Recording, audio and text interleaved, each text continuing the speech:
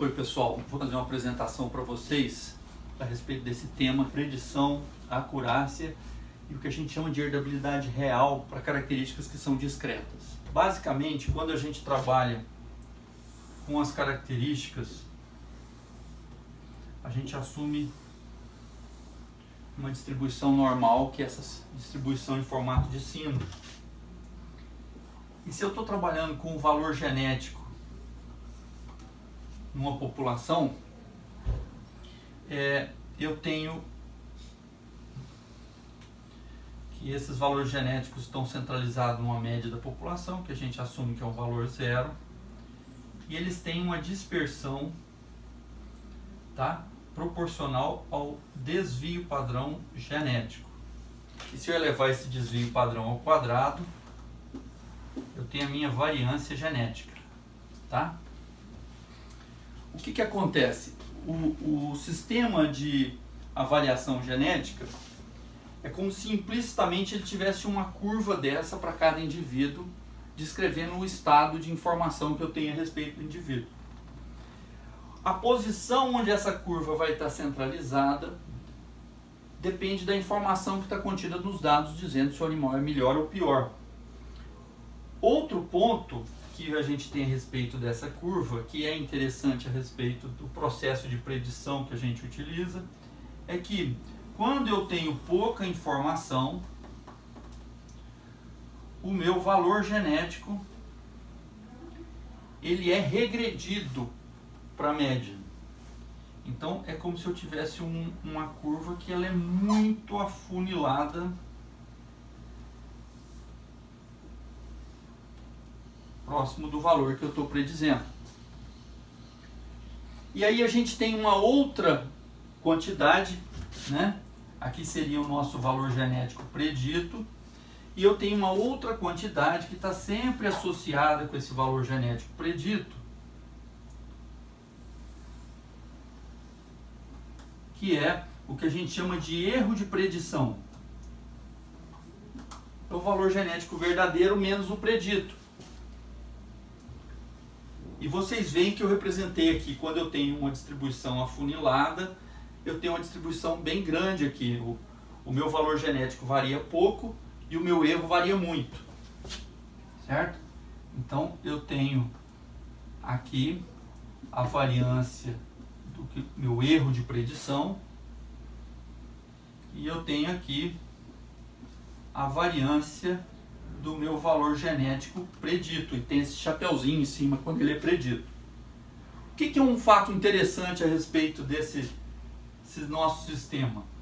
É que no processo de predição, se eu somar a variação do valor genético predito com a variação do meu erro de predição, ele sempre vai dar igual à minha variância genética. Então, o que acontece? À medida que eu tenho mais informação, essa variação vai aumentando, essa variação vai diminuindo, mas a soma das duas sempre dá igual a esse valor genético. Então, a gente define 3 formas de descrever a quantidade de informação que eu tenho a respeito do valor genético do animal.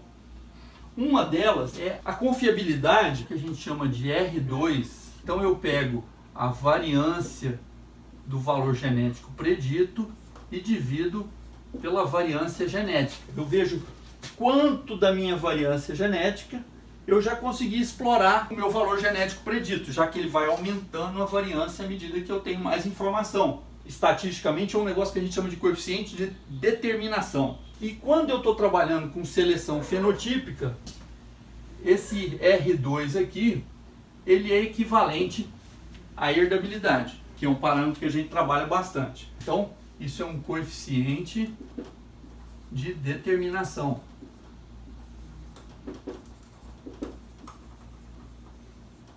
Ou seja, quanto da minha variância genética é explicado pela variação dos valores genéticos preditos. O segundo é a acurácia tradicional, que eu vou representar com um Rzinho pequeno, porque ela é exatamente igual à raiz quadrada da anterior. E por que a gente está interessado nela? Porque isso aqui é uma correlação, ou seja, ela mede a associação linear que existe entre o valor genético predito e o valor genético verdadeiro. A importância disso é porque essa aqui é que está relacionada com o ganho genético. Ou seja, a magnitude dessa acurácia tradicional vai me dizer quanto eu vou ter de ganho genético em relação ao ganho máximo que eu teria se eu estivesse selecionando no valor genético verdadeiro dos animais. E por último, nós temos uma acurácia que a gente trabalha em gado de corte, a gente chama de acurácia do BIF, que é Beef Improvement Federation, que é o órgão americano que regulamenta essa padronização de procedimentos em melhoramento de gado de corte, e ela é dada por 1 menos a raiz quadrada da variância do erro de predição sobre a variância genética.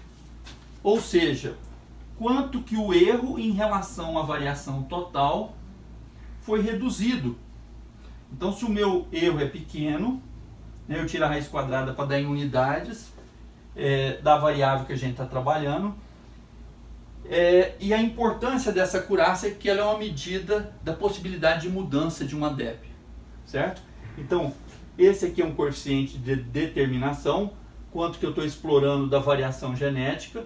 Esse aqui é uma correlação, qual a associação linear entre o valor genético verdadeiro e o predito. E esse é uma medida de possibilidade de mudança. São os 3 tipos de acurácia que a gente trabalha. Um outro ponto importante, quando a gente está falando de predição, é a questão ligada à tendenciosidade. O viés, que a gente chama. Tipo um erro sistemático. Quando a gente trabalha com um processo tradicional de estimação, o que a gente faz? A gente tem aquele modelozinho com alvo, aqueles círculos concêntricos. O que a gente tem no modelo tradicional? Eu tenho aqui o valor verdadeiro do meu parâmetro, aquilo que eu quero estimar, e eu tenho as várias estimativas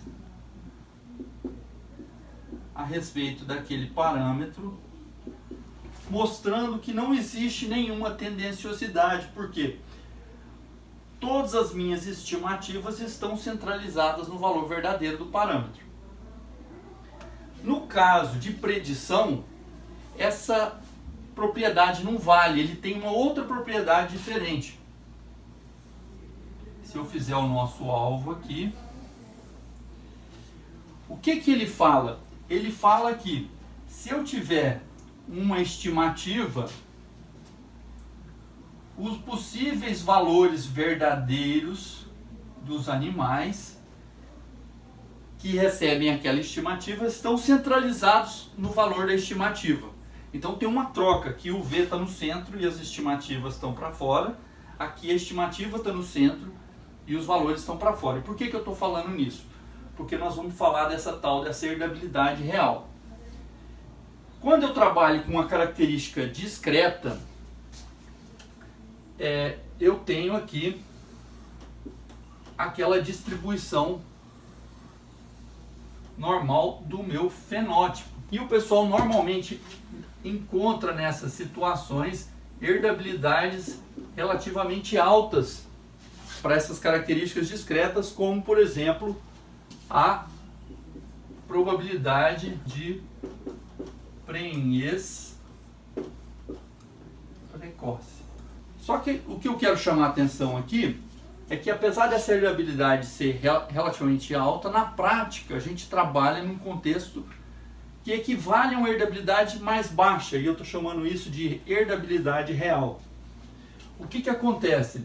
Se eu tenho aqui, por exemplo, uma taxa de sucesso de 50%, eu tenho aqui o meu limiar, e todo animal que tem esse fenótipo na escala que a gente chama de subjacente, uma escala escondida que a gente não enxerga, ele manifesta um fenótipo na nossa escala observada, que eu estou usando o Y maiúsculo, tá? Que um fenótipo único, ou eu represento com 1, ou então posso dizer prenhe. E eu tenho um outro grupo que está abaixo desse limiar, que também manifesta um fenótipo único, vamos supor, vazia. Então vocês notem aqui que tem um processo de perda de informação, que todos esses animais recebe um valor único, todos esses animais também recebem um valor único. Para eu saber qual é o valor genético que vai receber cada animal, eu posso rodar uma avaliação genética, mas fazer uma simulação bem simples, se eu simular um fenótipo com distribuição normal, com herdabilidade de 40% e com a taxa de sucesso de 50%, então probabilidade de sucesso 50%, o que acontece? Esse processo de perda de informação vai fazer com que o valor da minha herdabilidade caia. E como é que eu acho isso? Eu gero os valores simulados, aí eu vou lá e calculo a média do valor verdadeiro para aquelas fêmeas que ficaram vazias, a média dos valores verdadeiros para as fêmeas que ficaram prens, e eu acho um valor genético estimado para as fêmeas vazias e prens. Se eu simulei, eu tenho o valor genético verdadeiro, então eu calculo a diferença entre o valor genético verdadeiro e o valor genético predito. Como a gente já tinha dito, isso é o nosso erro de predição. Se eu olho a variação desses erros, eu tenho então a minha variância do erro de predição com base nesses erros que a gente calculou, certo? E aí eu sei que a variância do valor genético predito é igual à variância genética menos a variância do erro de predição, e eu acho esse valor e eu calculo aquele meu R2, que é a confiabilidade, que está relacionada com a herdabilidade da característica, e a hora que eu calculo aquele R2 com a variância genética dos valores genéticos preditos dividido pela variância genética, eu encontro que, apesar de eu ter uma herdabilidade de 40%,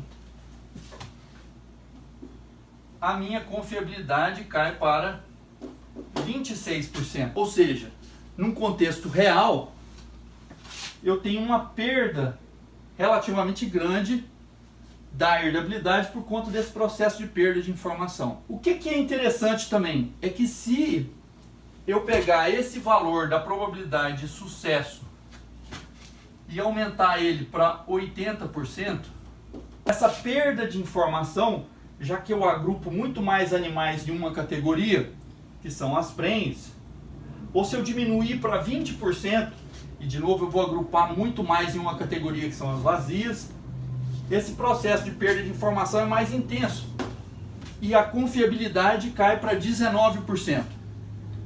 Ou seja, para características de natureza discreta, o valor da herdabilidade ele não tem uma aplicação direta na prática. Existe uma perda de informação e existe uma herdabilidade real, que é aquela que você obtém nos processos práticos de seleção. Além disso, a probabilidade de sucesso, ou seja, o nível de prenhez das novilhas precoces, submetidas a desafio precoce, ela impacta nesse processo de perda de informação. Se eu dou um manejo excessivamente bom, onde a minha taxa de prenhez é muito alta, eu começo a ter uma perda de informação mais intensa e a minha seleção para precocidade sexual começa a perder eficiência. Por outro lado, se eu não dou um nível de manejo em que eu consiga discriminar animais, vamos supor que a minha taxa de prenhez seja 20%, 15%, também a perda de informação é intensa e eu não tenho um processo que consegue identificar com eficiência os melhores animais, tanto quanto ele poderia se eu estivesse trabalhando com uma taxa de sucesso em torno de 50%. Bem, era isso que eu queria apresentar, um pouco técnico, mas com caráter aplicado, como eu disse no início. Muito obrigado pela atenção.